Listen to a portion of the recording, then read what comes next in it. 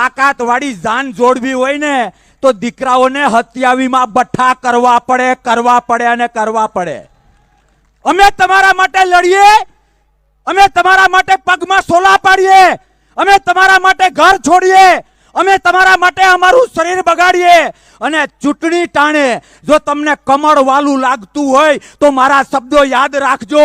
તમને બીજું કોઈ માફ કરે કે ન કરે, મારો કાળિયો ઠાકર તમને બેવડા વારી દે. હાકડમાં આવો ત્યારે તમને કોંગ્રેસ યાદ આવે, ભીમાં આવો ત્યારે તમને કોંગ્રેસ યાદ આવે, બેન દીકરી જમીનનો પ્રોબ્લેમ હોય ત્યારે તમને કોંગ્રેસ યાદ આવે. અને ચૂંટણી ટાઈમે અમારે તો આ કરવું પડે. તો ભાઈ અમે નવરા નથી, આ કોઈ નહીં કે, હું ચોખ્ખું કહું છું. હા કે ના? અમે તમારા માટે જીવ આપવા તૈયાર છીએ. અમે તમારા માટે સમાધિ લેવી પડે તો સમાધિ લેવા તૈયાર છીએ. અમે તમારા માટે રાત દિવસ લડવા માટે તૈયાર છીએ. પણ હવે પછી જે કઈ ચૂંટણી આવે, બાપના હમ ખાઈને તમારે કહેવું પડશે કે હવે ભૂલ નહીં કરો. હવે એક જ પાર્ટી, માવતર પાર્ટી, કોંગ્રેસ પાર્ટી અને કોંગ્રેસ પાર્ટી. હા કે ના? હા કે ના? વિશેષ કઈ નથી કહેવું. છેલ્લી એક વાત જે હું લગભગ સભામાં કહીને આવ્યો છું. તમારા ગામમાં ક્યારેય હડકાયું કૂતરું આવ્યું?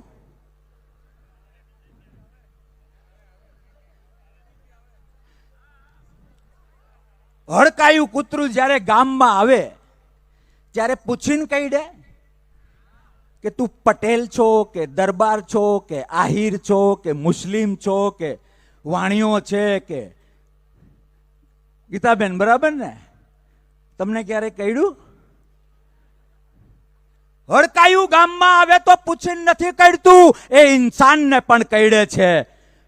અને ઝાડવાનું થડ આવે તો ત્યાં પણ બટકા ભરે છે. હા કે ના? એટલે ખોટી હોશિયારીઓમાંથી બહાર આવજો. એક દિલ્હીથી અને એક ગાંધીનગરથી હડકાયા નીકળ્યા છે, એ તમને કઈ પૂછ્યા વગર કહીડે ને એ પેલા કોંગ્રેસની આંબલી ઉપર ચડી જજો, નહીં તો હડકવા થાય, હડકવા. હા કે ના? આવો સૌ સાથે મળીને દ્વારકાધીશને પ્રાર્થના કરીએ. છો બધા તૈયાર? તાકાતથી. અને એ વાત પૂરી કરું એ પહેલા આજના કાર્યક્રમમાં તમને એક નવું લાગ્યું હશે. નવું, આ સ્ટેજ ઉપર કોઈ નથી. હા કે ના? ખાલી છે ને? મારી નજરથી જોશો તો આ સ્ટેજ ઉપર કાનુડો છે. જેના નસીબમાં હોય એને દેખાય, જેના નસીબમાં હોય એને દેખાય. કૃષ્ણ પરમાત્માની શ્રદ્ધાથી અહીંયા એક કાનુડો હશે અને એ કાનુડે કાન રાખજો, એક આંખ બંધ કરજો. એ કાનુડો તમને કહેશે કે આ બધા જ આખી ટીમ સાચી છે. હવે કોંગ્રેસ તરફ પાછા વળો અને ભાજપને ખાઈડમાં નાખો.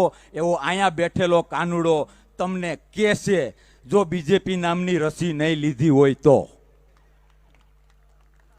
છો તૈયાર? બે હાથ ઊંચા કરીને પ્રતિજ્ઞા લેવા માટે તૈયાર છો? બે હાથ દરેકના ઊંચા.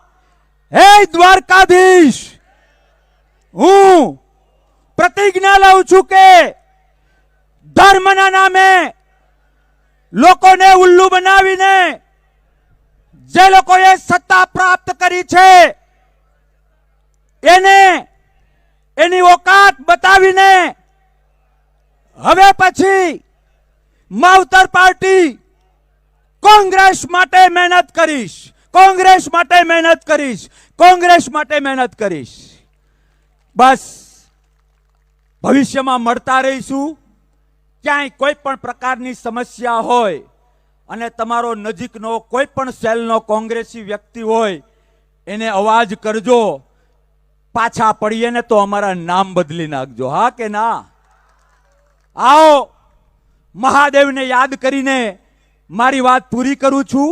પણ જે કૃષ્ણની સાક્ષીમાં બે હાથ ઊંચા કરીને કોંગ્રેસ માટે કામ કરવાની પ્રતિજ્ઞા લીધી, એ ખાલી ફોટા પડાવવા લીધી છે ને તો કાનુડો છોતરા કાઢી નાખશે, છોતરા.